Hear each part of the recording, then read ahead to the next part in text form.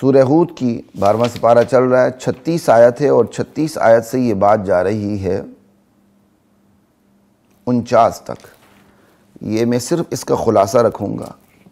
نوح علیہ السلام نے کم و بیش 950 برس قوم کو تبلیغ کی، قوم میں رہے۔ فلبث فیہم 1000 سنۃ الا 50 عاما، 950 برس رہے اور قوم کو تبلیغ کی، لیکن قوم میں سے چند لوگ ایمان لے آئے بس۔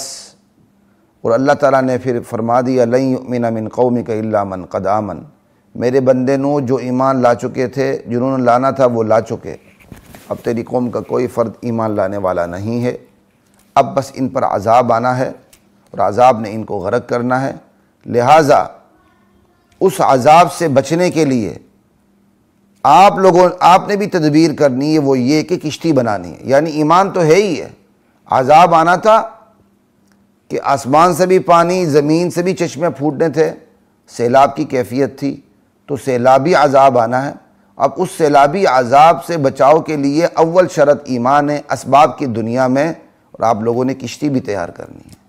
ایمان تو آپ لوگوں کے اندر ہے، کشتی تیار کرنی شروع کر دیں۔ کہا کشتی بنائیں، ہماری نگرانی میں بنائیں اور ہمارے حکم کے مطابق بنائیں۔ وَاصْنَعِ الْفُلْكَ بِأَعْيُنِنَا وَوَحْيِنَا۔ اب ظالموں کے بارے میں مجھ سے بات نہیں کرنی، ان کی کوئی سفارش آپ نے نہیں کرنی، ہم فیصلہ کر چکے ہیں کہ انہوں نے غرق ہونا، اِنَّهُمْ مُغْرَقُونَ۔ نوح علیہ السلام نے کشتی بنانی شروع کر دی، اور جب بھی قوم کے سردار گزرتے تھے نوح علیہ السلام کو کشتی بناتے ہوئے دیکھتے تھے تو مذاق کرتے تھے کہ ماشاءاللہ یہ دیکھو جی،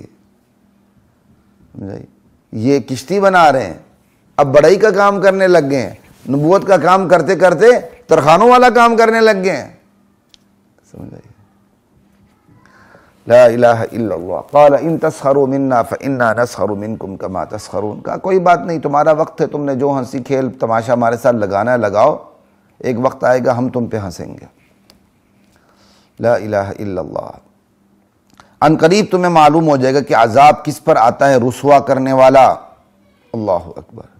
یہاں یہی بعض مفسرین نے جو یہ کہا ہے کہ بھائی کہ انہوں نے اس طرح مذاق کیا کہ بھائی اب وہ جو گزرتے تھے نوح علیہ السلام کشتی بناتے تھے تو کہتے تھے کہ بھائی اب یہ کیا تم کشتی بنا رہے ہو، نبوت کا کام کرتے کرتے تم ترخانوں کا کام کرنا شروع کر دیا تم نے، یہ مذاقاً کہتے تھے۔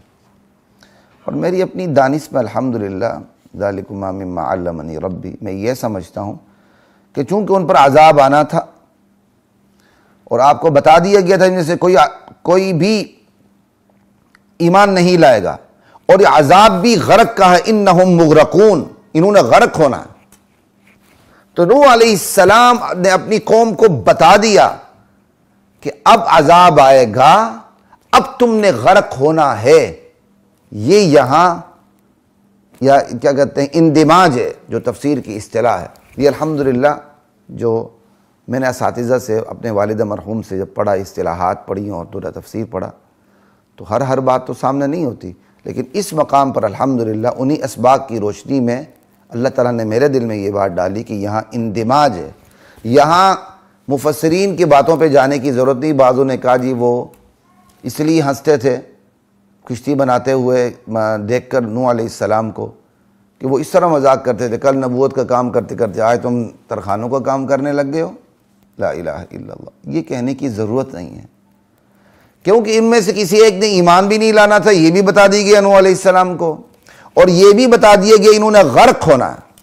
اب نوح علیہ السلام نے اپنی قوم کو بتا دیا کہ اب تم نے غرق ہونا ہے، اور ہم نے بچنے کی تدبیر یہ کرنی کہ ہم کشتی بنا رہے ہیں، جو ایمان لائے گا وہ اس میں بچے گا، باقی سب غرق ہوں گے۔ اس پر وہ ہنستے تھے کیونکہ یہ انہم مغرقون کا لفظ بھی بتا رہا ہے۔ پھر جب انہوں نے کشتی بنانی شروع کر دی، درمیان میں اندماج ہے یا ادماج ہے کہ نوح علیہ السلام نے اللہ کا یہ فیصلہ اپنی قوم کو بتا دیا تھا کہ اب تم تو ایمان نہیں لا رہے، اللہ نے تمہیں غرق کرنا ہے، اور میری کشتی میں جو سوار ہوگا ایمان لا کے وہی بچے گا، اس لیے کشتی بنانی شروع کر دی۔ تو سرداران قوم جب گزرتے تھے سامنے سے کشتی بناتے ہوئے دیکھ کر مذاق کرتے تھے، یہ دیکھیں جی ہم پر عذاب آنا ہے، اس عذاب سے بچنے کے لیے کشتی بنا رہا ہے۔ یہ ہے بات الحمدللہ۔ کہ ہم پر تو عذاب آئے گا، اس نے کشتی پہ سوار ہو کے بچنا ہے، یہ دیکھو جی کہ یہ مومن لوگ ہیں نا، یہ کشتی میں سوار ہو کے بچ جائیں گے، یہ ہے مذاق۔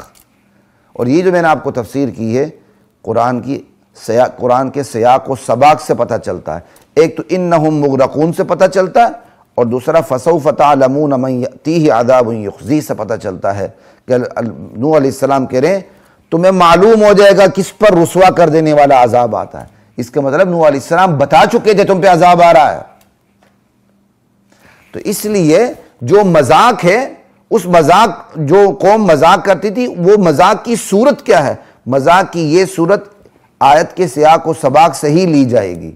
تو مذاق کی صورت آیت کے سیاق و سباق سے یہی بنتی ہے کہ نوح علیہ السلام نے قوم کو بتا دیا تھا کہ تم نے غرق ہونا ہے، اور بچے گا وہی جو میری کشتی میں ایمان لا کے بیٹھے گا۔ تو انہوں نے کشتی بنانی شروع کر دی، تو آ کے مذاق کرتے تھے، یہ دیکھو جی ہم پہ عذاب آنا ہے، اور اس عذاب سے بچنے کے لیے کشتی بنا رہا ہے کہ جو میری کشتی میں سوار ہوگا، ایمان لا کے سوار ہوگا، وہی بچے گا اور کوئی نہیں بچے گا۔ یہ تھا مذاق اس قوم کا۔ بہرحال پھر اللہ کا عذاب کیا کہتے ہیں جب آیا تو اور کیا کہتے ہیں نوح علیہ السلام نے ہر جنس میں سے نر مادہ اٹھائے، کشتی میں رکھے، اللہ کے حکم سے اپنے گھر والوں کو بھی بٹھایا، اور اہل ایمان کو بھی بٹھایا۔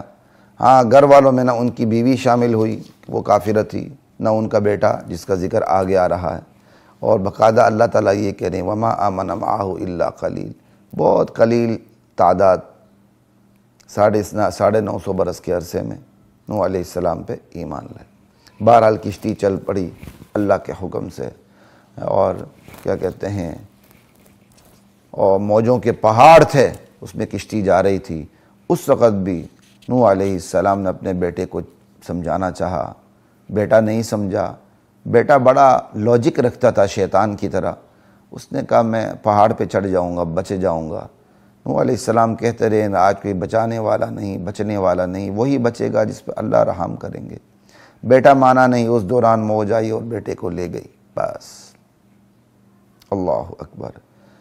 پھر نوح علیہ السلام کی فریاد کی، یا اللہ آپ نے میرے گھر والوں کو بچانے کا وعدہ کیا تھا، میرا بچہ میرے اہل میں سے تھا، میرے اہل بیت میں سے تھا۔ نوح علیہ السلام نے کہا تیرے اہل بیت میں سے نہیں تھا، اس لیے کہ اس کے اعمال شرکیت، انہ عمل غیر صالح۔ بہرحال یہ قصہ یہ اپنے اختتام کو پہنچا۔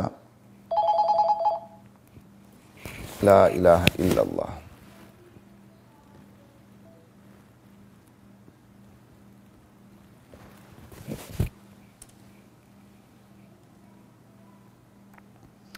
اللہ اکبر، لا الہ الا اللہ۔ تو یہ ہے ایک مختصر خلاصہ نوح علیہ السلام کی قوم پر جو پانی کا عذاب آیا اس کا، اور اس سے جو ہمیں نصیحت ملتی ہے کہ سب سے پہلے کہ انبیاء کی دعوت پہ لبیک کہیں، نبی علیہ السلام کی دعوت پہ لبیک کہیں۔ ایک، عقیدے کو ٹھیک کریں۔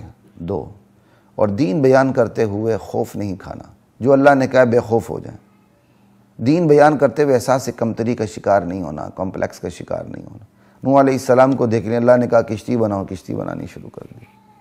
اب قوم مذاق کر رہی، انہیں کوئی پرواہ نہیں تھی۔ یہی آج جو اللہ کا حکم ہے، اللہ کے نبی کا حکم ہے، بغیر کسی خوف کے، لا یخافون لومۃ لائم، بیان کر دے۔ بندہ دنیا کے لوگوں پر جینا شروع کر دے نا، دنیا کو دیکھتے ہوئے جینا شروع کر دے، یہ کیا کہیں گے، میں قسم کھاتا ہوں آپ ایک لقمہ توڑ کے منہ میں نہیں ڈال سکتے، لوگوں کو اس پر بھی اعتراض ہوگا۔ آپ اپنی چال نہیں چل سکتے، لوگوں کو اس پر بھی اعتراض ہوگا۔ دیکھو جی مولوی صاحب کیسی چال چل رہے ہیں، یہ بالکل سیدھی ٹانگیں نہیں جا رہی ہیں، ایسے ایسے جا رہا ہے، وہ آپ کو معاف ہی نہیں کریں گے۔ بھائی چھوڑ دیں ان چیزوں کو، بالکل بے خوف ہو جائے، دنیا جو مرضی کہے۔ دنیا ہوتی کون ہے؟ دنیا کا رعب اپنے اوپر سے ختم کر دیں اگر آپ خود درست ہیں۔ اگر آپ خود درست نہیں ہیں، میں خود درست نہیں ہوں، دنیا چاہے سر پہ بٹھائے، اس کی کوئی ویلیو، کوئی حیثیت نہیں، قبر میں پھر عذاب ہوگا۔ اللہ میری اور آپ کی حفاظت فرمائے۔